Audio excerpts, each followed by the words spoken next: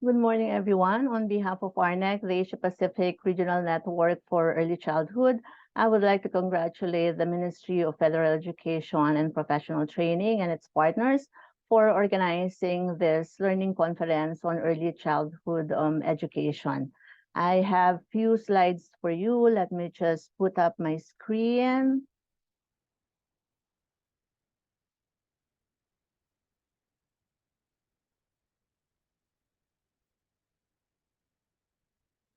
At the outset, please do consider ARNEC as one of your partners and allies in promoting investment in early childhood education as the learning foundation, upon which we build the future we want for our children and for Pakistan as a nation. ARNEC cannot emphasize enough the importance of ECE investment, especially in the context of multiple risks that affect young children. A perfect storm is facing young children.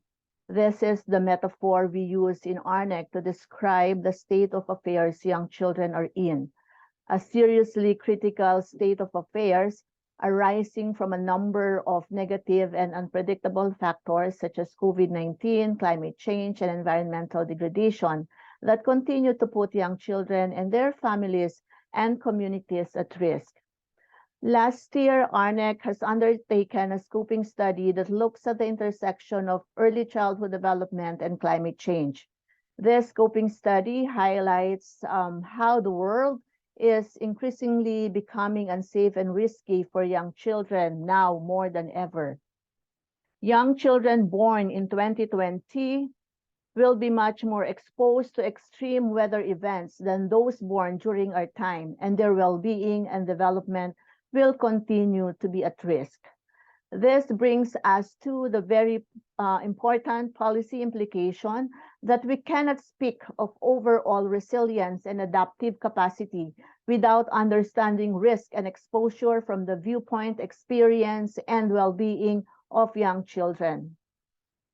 Closer to home, we witness the vulnerability of young children and their families to the impact of massive flooding, an extreme weather event last year that impacted the lives of around 33 million people in Pakistan, including children and pregnant women. In our joint statement, which we have done with you, we called for protection, health, learning, well-being, and developmental needs of Pakistan's young children at the heart of response and long-term recovery, as well as including young children in global climate action. If multiple crises such as climate change, environmental degradation, and COVID-19 and other public health emergencies continue, without the policy and program for mitigation, recovery, and resilience with appropriate child-centered focus, then the result is greater learning poverty, inadequate social and emotional development, and ultimately, greater social and economic inequity and exclusion.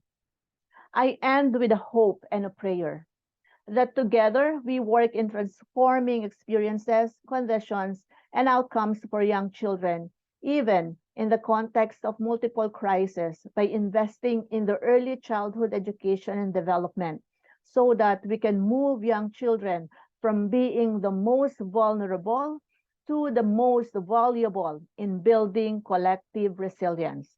We wish you a successful and meaningful conference. Thank you.